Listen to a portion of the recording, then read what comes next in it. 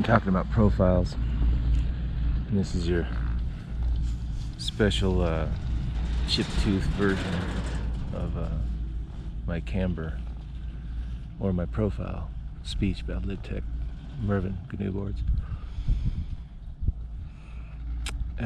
So I've covered a lot of stuff, but the one thing that I hadn't talked about yet was Camber versus C3. Like, yeah, okay, so it's, when you're talking about, you know, C3, it's Camber dominant. And in effect, between the bindings and a C3, and you've probably seen this, but it, you know, it's supposed to be, depending on the board, slightly reverse camber.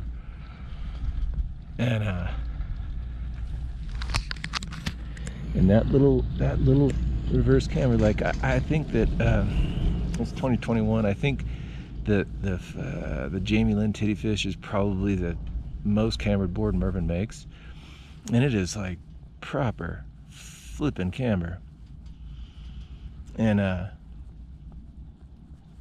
would argue that in that particular application, that camera on that board, when you look down the profile of it, between the bindings, it doesn't necessarily have any reverse camber in it. It does get flat though. And if you've been around Mervin boards for as long as I have, back in the day, like old cap boards and stuff like that, the camber would fall out of them eventually, and when they were new, they were real firm, and that cap, they were torsionally stiff, and they had some interesting characteristics, but they held edge like fucking crazy.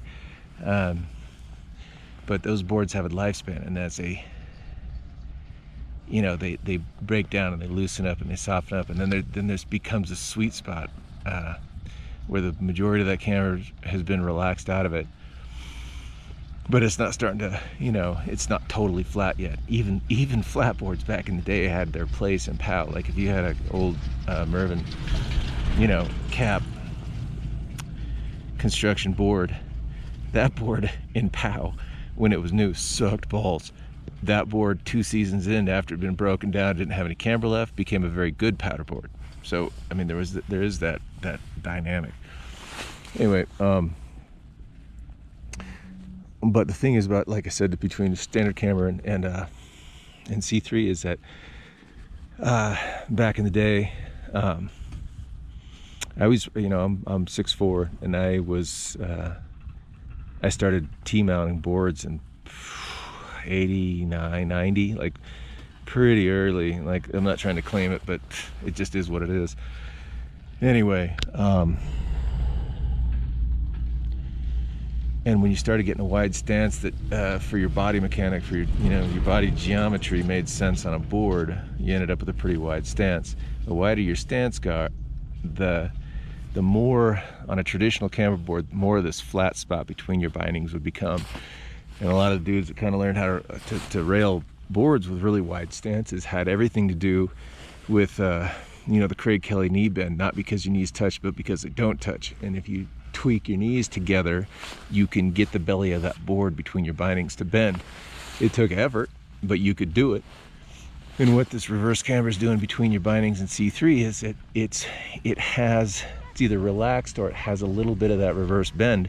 And so as soon as the board is loaded, as soon as the camber on the ends is loaded enough to make that turn, that middle just jumps right in there, and it's right in that line, and so it allows you to rail that turn, and it doesn't take any extra effort to bend the board with your knees and your hips to get that side cut to marry, to make that knife edge, you know, the elegance of that turn.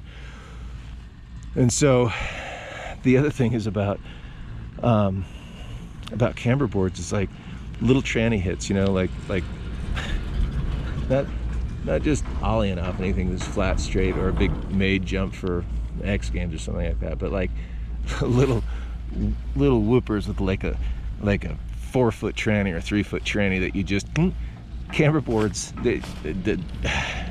I'm not saying that you can't jump a reverse camber board or a C2 board out of those jumps and have a good time, get it loaded, but it's not like fucking camber. It is not like camber. Camber is like I don't know, man, it's like a good ollie. It's like there's skateboards that we all had growing up that, man, there's something about how your body worked and how that skate was fucking pressed out that made your ollie work just right. You always had contact. You always had tactile feeling on your back foot, you know, just that kind of thing. Camber, you can't replace camber for stuff like that. What else? What else should I say about that? My point is that a full camber board, you end up with that flat spot unless you really want to work those knees and tweak it together to get a bend through the middle. C3 allows you to relax in that turn.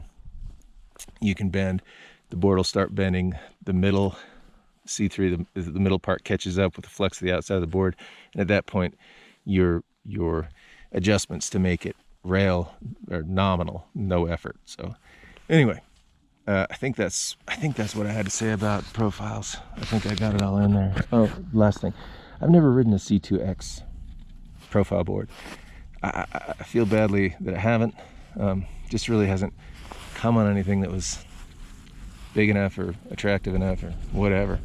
Anyway, I'm curious about it. When I do ride one of those boards, I'll chat up my YouTube. Anyway, peace.